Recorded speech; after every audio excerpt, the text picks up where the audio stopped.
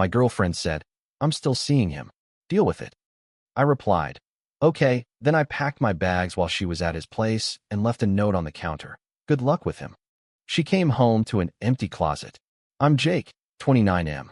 My girlfriend, Lena, is 27F. We've been together a little over 3 years and living together for almost 1. If you asked her, she'd say we're comfortable. If you asked me, I'd say I slowly disappeared inside my own apartment. Lena has this way of talking that always sounds like she's bored with you. Even when she's asking a simple question, it comes out sharp. Everything I do is either obvious, inconvenient, or somehow wrong. The way I load the dishwasher. The way I chew. The fact that I still wear t-shirts with faded bands on them.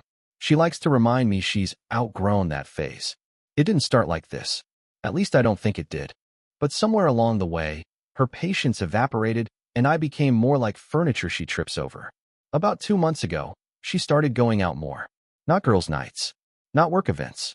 Just out. She'd throw on makeup she never wore for me anymore, grab her purse, and say something vague like, "I'm meeting a friend." If I asked who, she'd sigh like I'd insulted her. "Why does it matter?" became her favorite sentence. Then there was her phone. Always face down. Always locked. If I walked into the room while she was texting, she'd angle the screen away without even thinking about it. Muscle memory. I asked her directly once if something was going on. She laughed. Actually laughed. Told me I was being paranoid and insecure and that it was not a good look. Last Friday night, after another argument that somehow ended with me apologizing, she looked me dead in the eye and said, "I'm still seeing him. Deal with it." She said it casually, like she was telling me she changed shampoo brands. I didn't yell. I didn't cry. I just nodded and said, "Okay." She smirked like she'd won something. I don't think she realized what that "okay" actually meant. After I said, "Okay," she rolled her eyes and grabbed her jacket. Told me she'd be back later. Not late, later. Like I was her roommate, giving her a courtesy heads up. The door slammed behind her, and the apartment went quiet in that heavy, uncomfortable way. No TV. No music. Just the hum of the fridge and the realization that she'd finally stopped pretending.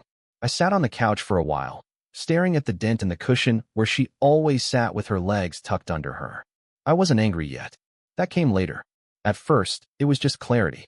Cold, calm clarity. This wasn't a mistake. This wasn't confusion. She didn't cry. She didn't apologize. She didn't even try to justify it.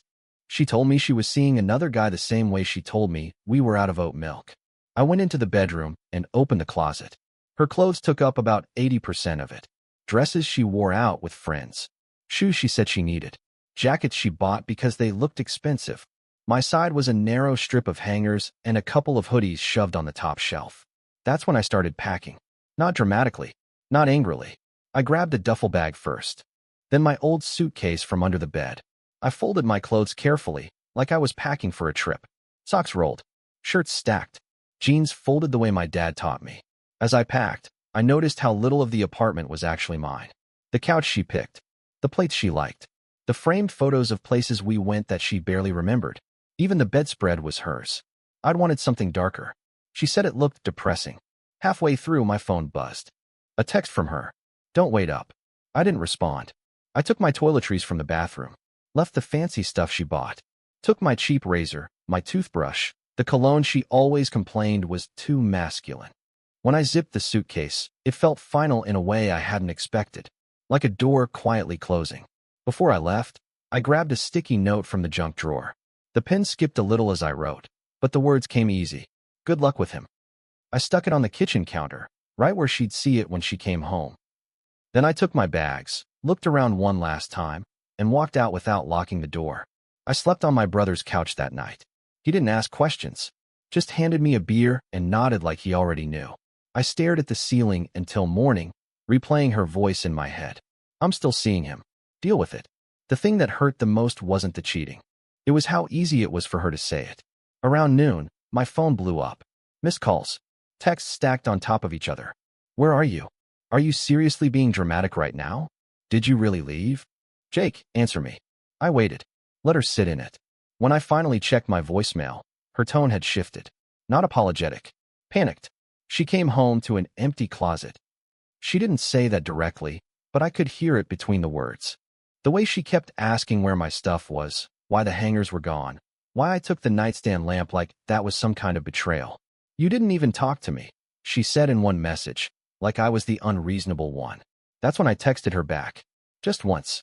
You told me to deal with it. This is me dealing with it. 3 dots appeared. Disappeared. Appeared again. You're overreacting. It was just sex. I didn't think you'd actually leave. That line stuck with me. She didn't think I'd leave. For 3 years, I'd been the one who adjusted. I was the one who apologized. The one who swallowed comments and convinced himself that love meant patience. Somewhere along the way, she decided I was permanent. Like a couch you don't bother being careful with because it's already worn in. She showed up at my brother's place that evening without asking. Stood on the porch with her arms crossed, jaw tight, like she was the one who'd been wronged. You embarrassed me, she said instead of hello. I laughed. I couldn't help it. That made her furious. You don't get to act like this, she snapped. We could have worked through it. That was the moment something finally went quiet inside me. There was nothing left to work through. She didn't cry when I said that. She scoffed, like I'd said something naive. You're acting like I stabbed you, she said. People cheat. It happens. It doesn't have to be the end of the world unless you make it one. That sentence told me more than any confession ever could. I asked her one question. Just one. How long? She hesitated. Just long enough. Does it matter? She snapped. Of course it mattered. But the fact she wouldn't answer told me everything. This wasn't some drunken mistake or moment of weakness.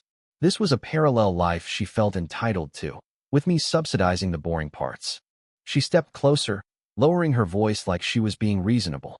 You're really going to throw everything away over this? Everything. Like this was nothing. I looked at her and realized I wasn't attracted to her anymore. Not physically, not emotionally. All I could see was someone who measured love by convenience. Someone who mistook my patience for weakness.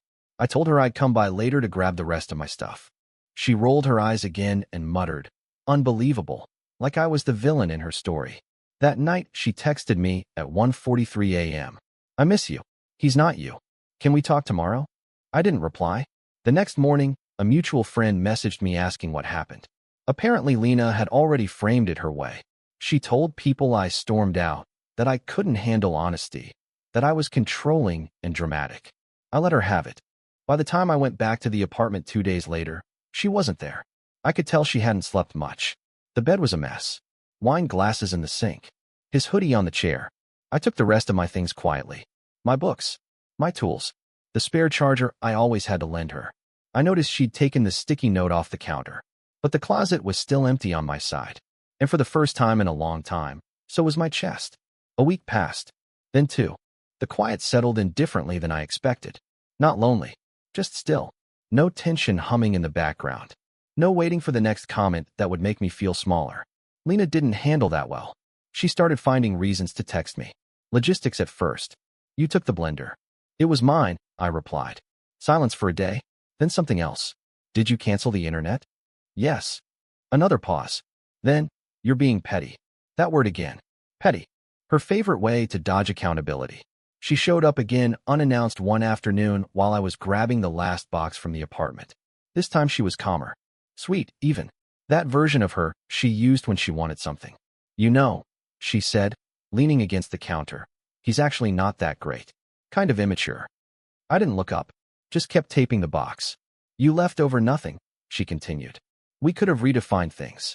Opened it up. You're so rigid. That made me stop. Rigid. Because I didn't want to be cheated on. I finally looked at her and said, you didn't want an open relationship. You wanted a backup plan. Her face tightened. That's not fair. Neither is coming home to an empty closet and acting shocked, I said. That's when she snapped again. Told me I'd regret this.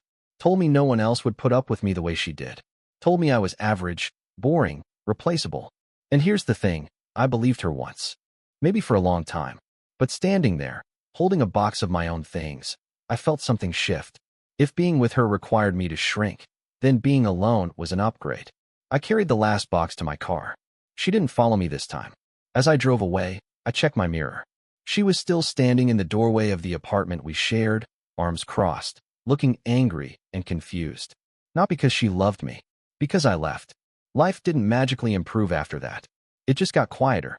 And in that quiet, things started making sense. I moved into a short-term sublet near my brother's place. Cheap furniture. Neutral walls. No memories stuck to anything yet. It felt temporary in a good way, like a reset button. Lena, on the other hand, spiraled. Mutual friends started reaching out with awkward check-ins disguised as curiosity. She's having a hard time. She didn't think you were serious. She feels blindsided. Blindsided. That one almost made me laugh. Apparently, after I left, she told people she thought I was bluffing, that I'd cool off, come back, and they'd figure it out.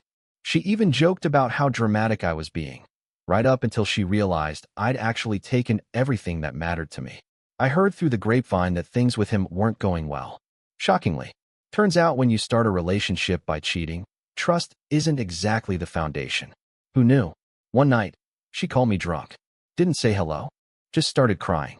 Told me she felt stupid. Told me she missed how easy things were with me. Told me she hated waking up alone in an apartment that suddenly felt too big. I listened. Didn't interrupt. When she finished, there was this long silence where I knew she was waiting for me to say something comforting, something familiar. Instead, I said, "You didn't miss me when you thought I wouldn't leave." She hung up. The next morning, I blocked her. Not out of anger. Out of self-respect. That was when it finally hit me. The breakup didn't start the day she admitted she was seeing him. It started months earlier, every time she dismissed me, belittled me, and assumed I'd always be there no matter what she did. I wasn't her partner anymore. I was her safety net. And walking away didn't make me weak. It made me free. Blocking her should have been the end of it. Clean line. Final period. But life doesn't really work like that. About a month later, I ran into her at a grocery store. Same aisle. Pasta sauce. Of all places. She looked different. Not in a glow-up way. More like someone who hadn't slept well in a while. Hair pulled back. No makeup. Eyes scanning labels like they might bite her. She froze when she saw me. For a second, neither of us moved. Then she laughed awkwardly and said, "Wow. Guess the universe has jokes." I nodded. Polite. Neutral. The way you acknowledge a stranger. She filled the silence fast. "So how are you?" "Good," I said. And I meant it. That seemed to throw her. She tilted her head, like she was searching my face for cracks. "You look fine," she said, almost disappointed. She told me she'd moved his stuff in, then took it back out. Told me he was intense. Jealous. Wanted reassurance she wasn't talking to anyone else. The irony was apparently lost on her. "I didn't realize how good I had it," she said quietly. "You were always steady." There it was. The compliment that came too late. I didn't argue. Didn't defend myself. Didn't even feel the urge to. I just put my sauce in the cart and said, "Take care, Lena." As I walked away, she called after me. "Do you ever think about us?" I stopped. Turned around. Thought for a second. "Not anymore," I said. Her face fell. Not dramatically, not angrily. Just flat. Like something finally clicked. I paid for my groceries and left. Sat in my car for a minute afterward, surprised by how little I felt. No rush of pride. No sadness. Just confirmation. Later that night, I realized something important. Closure isn't a conversation. It's the moment you stop needing one. And I was already there. After that grocery store run-in, I expected some kind of emotional aftershock. Regret. Nostalgia. The urge to check her socials. None of it came. What had come was distance. The kind you don't notice at first. Mutual friends stopped bringing her up. Invitations shifted. I realized how many group plans had revolved around accommodating her moods. Without her in the equation, everything got simpler. Lighter. One night, my brother asked if I was okay being alone. Not in a worried way. Just curious. I told him the truth. I don't feel alone. I feel unclaimed. That surprised him. It surprised me too. I started doing things I hadn't done in years. Stayed out late without explaining myself. Ate cereal for dinner because I felt like it. Bought furniture I actually liked instead of what looked adult enough. Small things. Quiet rebellions. Then, out of nowhere, Lena emailed me. Not texted. Emailed. Like we were co-workers ending a project. She said she'd been thinking a lot. That she was in therapy now. That she finally understood why I left. That she didn't want to get back together. She just wanted peace between us. I stared at the screen for a long time. Peace, to her, always meant access. Being able to reach me without consequences. Being absolved without actually giving anything back. I didn't reply. A week later, she sent another one. Shorter. Colder. I guess I deserve that. That was the closest she ever came to accountability. I deleted it and went on with my day. That night, lying in bed, I thought about how she told me to deal with it. How confident she'd been that I'd stay. How shocked she was by an empty closet. Some people think love means endurance. That's staying no matter what is strength. But sometimes, strength is packing your bags quietly, leaving a note, and choosing not to explain yourself ever again. And I didn't hate her for it. I just didn't belong there anymore. A few months after everything blew up, I found the note. Not the note. I knew exactly what I'd written. But the one she never gave me. My brother ran into her at a mutual friend's birthday. I didn't go. Still wasn't interested in overlapping worlds. But he came home with this weird look on his face and said, "She asked about you." Like really asked. Apparently, she'd been carrying something around in her bag for weeks. Folded, creased, soft at the edges. A letter she wrote after she came home to the empty closet. After she peeled the sticky note off the counter and realized there was no dramatic reunion coming. She didn't give it to him to pass on. Just told him what it said. It was an apology. A real one, by the sound of it. Not excuses. Not deflection. Just regret. She wrote about how she thought love was leverage. How she'd mistaken being wanted for being safe. How she never thought, okay, would mean gone. When my brother finished telling me, he waited for a reaction. I didn't have one. Not because it didn't matter, but because it came too late to change anything. That was the strange part. Months ago, I would have replayed every word. Wondered what it meant. Wondered if it was enough. But now it just felt like a closed chapter getting its footnote. I told him I hoped she meant it. That I hoped she learned something real from it. And I meant that too. That night, I sat on my balcony with a beer, city lights humming below, thinking about how endings don't always come with explosions. Sometimes they're just quiet decisions made while someone else assumes you'll stay. She told me to deal with it. So I did. Not with rage. Not with revenge. Just by leaving, and never needing to come back. I guess that's the end of it. Not the dramatic kind. Just the real one. Every now and then, I still catch myself noticing things she would have commented on. A shirt she would have hated. A song she'd call noise. I smile when it happens, not because I miss her, but because I don't have to edit myself anymore. I heard she moved apartments. Smaller place. New job. Different circle. I hope it's working for her. Truly. I don't need her to suffer for me to feel okay. That chapter already did what it needed to do. People ask if I'd handle it differently now. If I wish I'd said more. Fought harder. Explained myself better. I wouldn't. The most powerful thing I ever did in that relationship wasn't arguing or demanding respect. It was saying, okay, packing my bags while she was with someone else, and leaving a note that didn't beg, threaten, or accuse. Just facts. Good luck with him. No insults. No closure speech. No second chances wrapped in guilt. She came home to an empty closet because she assumed love meant permanence without effort. Because she thought I'd stay no matter how small she made me. I didn't. And here's what I learned. For anyone reading this and wondering if they're overreacting or being dramatic or throwing everything away. If someone tells you to deal with being disrespected, believe them. Deal with it by choosing yourself. You don't owe anyone endurance at the cost of your dignity. Sometimes the healthiest ending is the quiet one, where you leave, don't look back, and finally make room for a life that doesn't require you to disappear inside it.